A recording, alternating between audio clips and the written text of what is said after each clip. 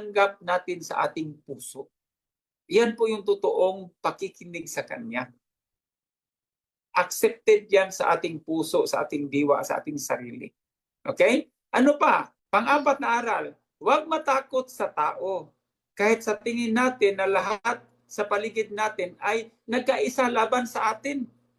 Alam mo yung feeling mo talaga, or alam mo na pinagkaisahan ka against all odds. Well, it seems all peer pressures or fellow members of the group organization ay talagang they are all against you. Ang sabi ni Abayawa, huwag matakot. Kahit lahat man sila nagkaisa against you o laban sa atin dahil ang ating natitirang tunay na kakampi, wala ng iba. Si Abayawa. O, di ba? O, naalala mo, sabi ni Kahandrog, ano ba, parang bagyo ka lang, o lindol ka lang, o ulan ka lang, may Abayawa kami. Pagsubok ka lang, may Abayawa kami. No? Sa buhay natin, kung ganun man ang nangyari, ito po, kung tayo po sa buhay natin, pinagkaisahan tayo sa lahat ng mga nakapaligid sa atin, isang malungkot at masakit na sitwasyon yan. Totoo yan, kapatid. I mean, wala kang ginawang masama at lahat sila nagkaisa against you. Masakit yan. Hindi, literal yan. You will really feel sad. Masaktan ka at malungkot ka. But ang pangako ni Abayawa, lagi po nating tandaan na ang tunay natin, wala man sa kanila ang kakampi. Ang tunay na kakampi natin ay ang ating dakilang hari, Abayawa. Ang ating manlilikha, ang ating tunay na alahaya, ang ating hari, ang lahat sa atin, everything of us, ang ating Abayawa, siya po yun. Kaya panglima, kapag tayo po ay gumising o minsan natin awake, hindi ibig sabihin na mulat yung mata natin.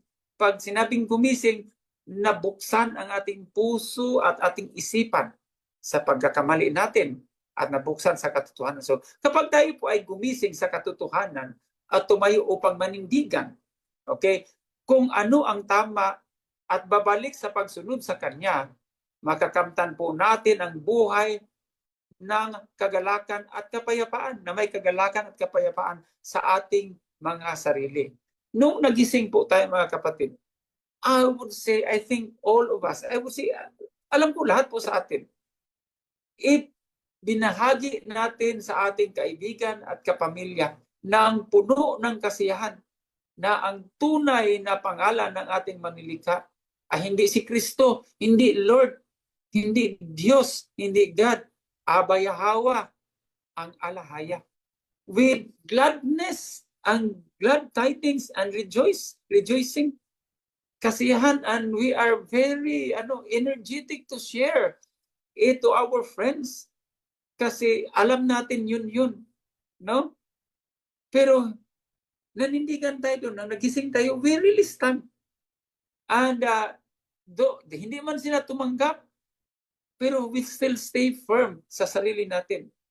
At yan po ay may value po yan ng ating manilikha. Abay, nakikita po niya yan, alam po niya yan ang mga gawa natin. Sa aking buhay ngayon, mga kapatid, I continue to stand firm and strong for Abayawa, shouting His name, proclaiming His name, na walang shadow of doubt at walang pag-alinlangan na sabihin ko sa kaibigan ko na ang dapat sambahin ay hindi yung impostor na Kristo.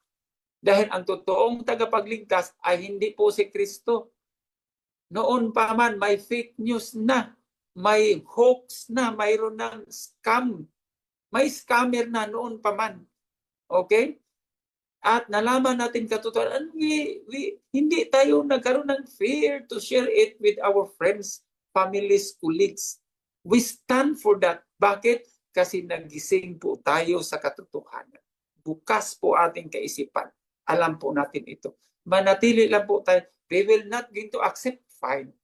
If by chance nagkaroon ng conversation at na-open yun, tell them. I really tell them. Walang restriction yun.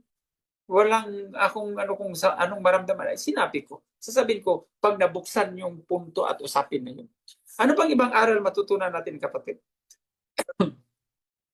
Atin po laging tandaan na si Abay Hawa ang ating kanlungan. Siya ang kaligtasan. Sa Kanya ang kapayapaan at kapanatagan sa ating mga sarili. Wala nang iba. Comforter po si Abay Hawa. Siya po ang ating refuge. Siya po ating redeemer. Siya po ating savior. Siya po ating shepherd. Siya po ating living water. Siya po ating bread of life. Lahat sa Kanya. Tas lahat naman inangkin din ni Kristo. No? Ito si Kristo kung saan din ko kumuha ng kapal ng mukha. No? Walang hiya din talaga. Ito ang problema, hindi naman nag-exist, nilikha lang yung pangalan. Sinamba din. Billions din ang nagsamba kay Kristo. Na-scam din sila. Pero tayo hindi na. Dahil alam po natin, wala talaga, walang kwentang Kristo.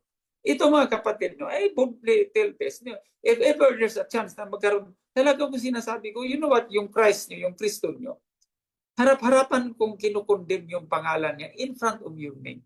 At kayo nagsamba kayo sa pangalan na yan. Ipinangalandakan niyo yung pangalan niya na Kristo.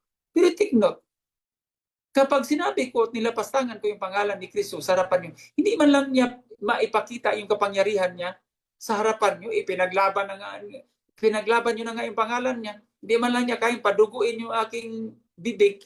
Hindi man niya kayang palabas yung uurin yung bibig ko dahil nilapastangan ko si Kristo. Walang kapangyarihan.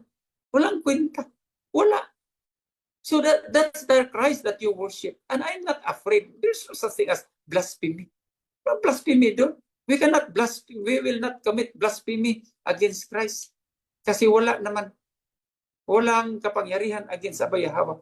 When we do that and we're going to, yung molestyan natin yung pangalan ni Kristo, sabihan natin, ipahiya natin ang pangalan ni Kristo, walang kapangyarihan. Although alam natin si Satanas yan, wala mang kapangyarihan Satanas na sirain tayo kasi alam ni Satanas na Abay Hawa is with us because we are proclaiming, we are shouting, itinaas natin ang pangalan niya.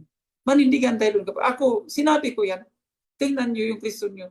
Hindi niya kayang ipakita sa inyong kapangyarihan niya. Sa isang tao na katulad ko nilapastangan ko in front of your nose yung pangalan niya. Dati kayong nag-worship sa pangalan. Nag-worship kayo sa pangalan. Mini-missionary niyo pa yan eh. Nag-missionary work kayo yan. Daming tao niyo tinuruan niyo. But look, what does your Christ can do against me? Wala. Satan cannot destroy me because Satan knows I worship Abay Hawa. Ganun lang po yan. Kapag tayo po ay gising tayo, wala tayong kakatakutan. No, tandaan po natin yan mga kapatid. Siya ang ating kanlungan, kaligtasan, kapayapaan, kapanatagan. Alam mo yung naranasan mo ba sa buhay natin mga kapatid, in the past, na hindi ka makatulog dahil mayroon masyado kang balisa or worried because something that troubles your life, yourself. You have sleepless night.